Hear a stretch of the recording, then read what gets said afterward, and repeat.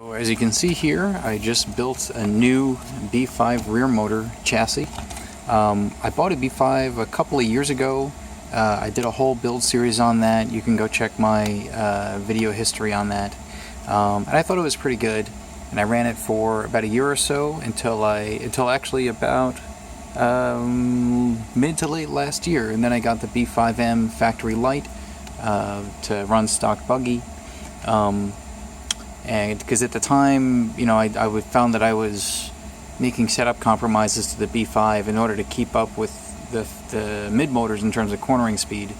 But since then, I've learned a few things about how to set up a car and how to get more cornering out of even a rear motor car. So given that the outdoor season is coming, for the same reason that I bought the RT6 Kyosho Stadium truck so that I could run rear motor on a loose dirt track, I got another B5. The old B5 that I had, I actually sold at around the time I got the factory light. So this is a brand new build. What I can tell you is that if you buy a B5 rear motor today, it is exactly the same as when it first came out, for both good and bad. So you know, I had a couple of critiques of the build when I went through it for the first time, namely the ball cups being really tight, and also the ball cup or the ball stud that goes on the rear hub tower is just long enough to clear the threaded aluminum portion insert in the back, but on the B5M they gave you a longer ball stud and a lock nut to make sure that this ball stud never backs out. So it would have been a simple thing for Team Associated to just do a small update like that on the B5 rear motor, but they never did that. They basically didn't do anything to the B5 rear motor throughout the entire time that the B5 was relevant. That's kind of a shame, you know, because it would have been nice to see them include the right parts in the newer kits. For example, the HD ball cups, I actually had to go out and buy these. These are much nicer than the stock ball cups. They're nice and loose, if you will, or they move very freely. So there's no suspension binding whatsoever. With the stock ball cups, even if I greased them up and pinched them, they were still a pile of crap. You know, I'd put them on, and without the shocks on, I'd just lift the arm up, and the arm would just stick there. It wouldn't fall under its own weight. But with the HD ball cups, everything moves nice and freely, no problem. But, you know, that's another part that they could have just included in the newer B5 rear motor kits, and they didn't. I think they just got lazy, or they were just too busy trying to work on the B6 and the RC8BE and the the B3E and the B3, all that other stuff. But even still, you know, Team Associated is a reasonably sized company. They could pay some attention to the rear motor car. Not everybody runs mid-motor. You know, people run on loose dirt. Rear motor is better for loose dirt. And they didn't do anything. So I'm really disappointed with that. But otherwise, you know, the build went very quickly because I've built a B5 before. I built a B5M factory light. I built an SC5M. These are quite easy to put together. My major complaint, other than the parts that I complained about, is just the bags. There's a whole ton of bags that you get with the build. It's really ridiculous. It's quite a lot of garbage that you end up generating. But in any case, you know, I just wanted to show you that I have another rear motor that I'll be setting up. This I plan on running in mod buggy.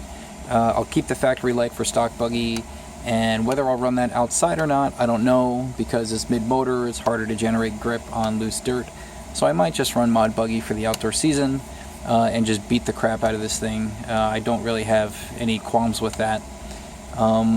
As far as the B6 goes, I actually bought this like 1 or 2 days before the B6 was announced, and at least as far as rear motor goes, I'm not too upset about it because they don't have a B6 rear motor.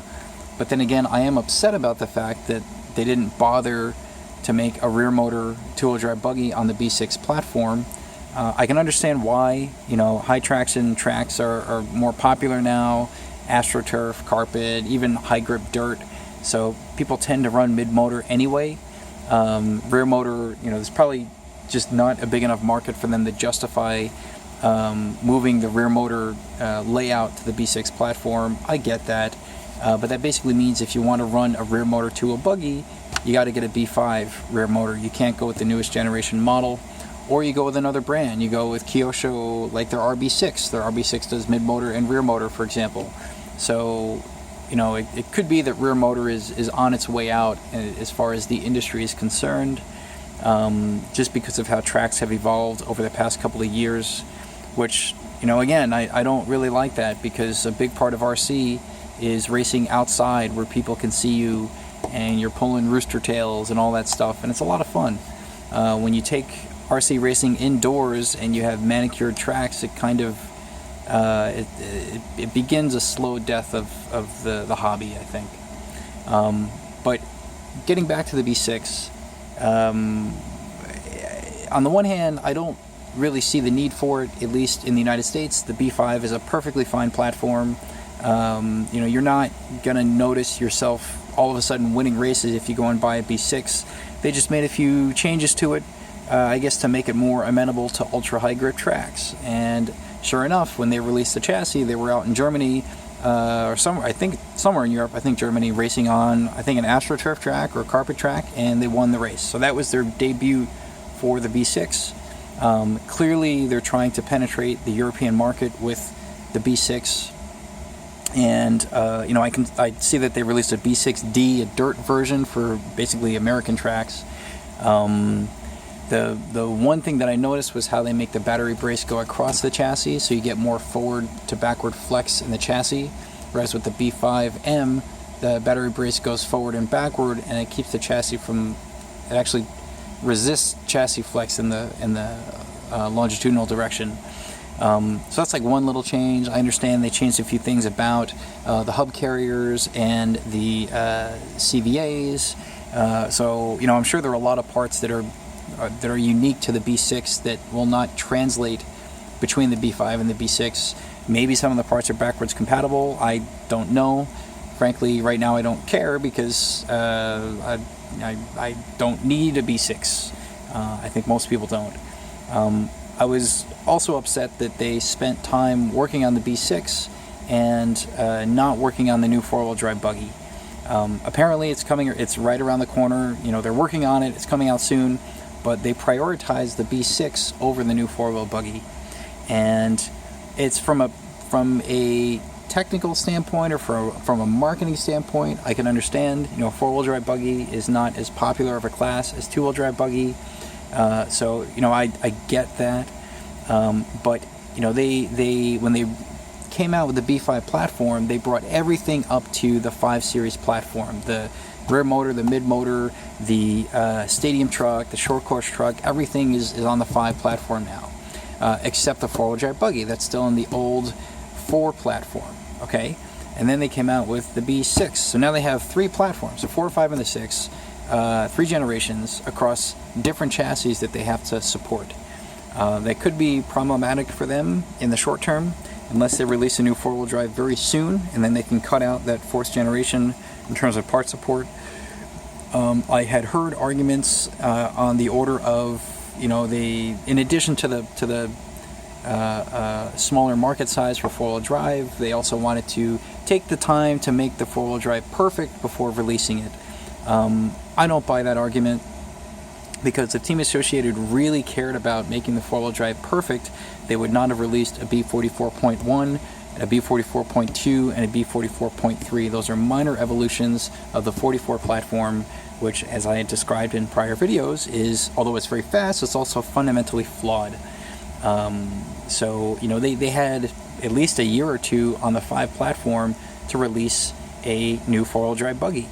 And throughout that whole time, they were releasing stadium trucks, they were releasing short course trucks. Stadium truck is a smaller class than 4-wheel drive buggy, and yet they released a new stadium truck, but not a new 4-wheel drive buggy. So I don't understand their logic, to be perfectly honest with you, on why they released certain chassis when they did, and not release the 4-wheel drive buggy when I think they should have. They certainly should have had a new one for the 2015 IFMAR Worlds. They got completely spanked in Japan by the X-Rays, and they had no response for that.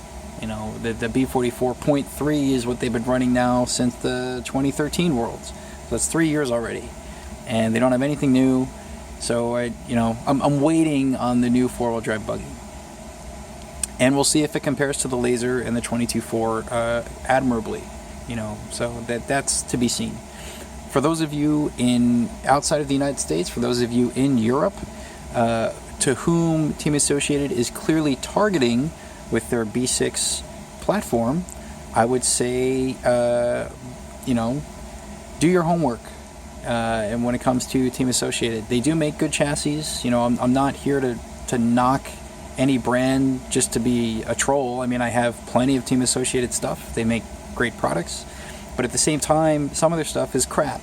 Their parts quality, the way that they, sometimes don't include all the right parts in the box, when you buy a kit.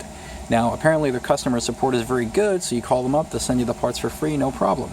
But they should have, made everything right in the box to begin with. Luckily, with this particular build, it went together okay. There were no missing parts.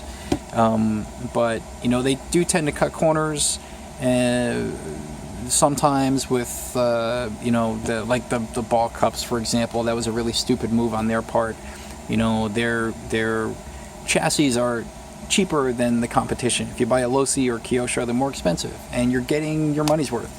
With Team Associated, you're buying cheap plastic crap from China, and sometimes it shows. The 5 Series platform is light years ahead of the 4 Series platform in terms of parts quality, but it's still lacking in certain areas, like the inserts on the rear hub carriers and the caster blocks and the steering knuckle. These inserts are meant to improve adjustability, but all that really happens is the inserts slop out, and you get just as much slop in your suspension and steering as you always had on the B4 Series platform, which didn't have those inserts.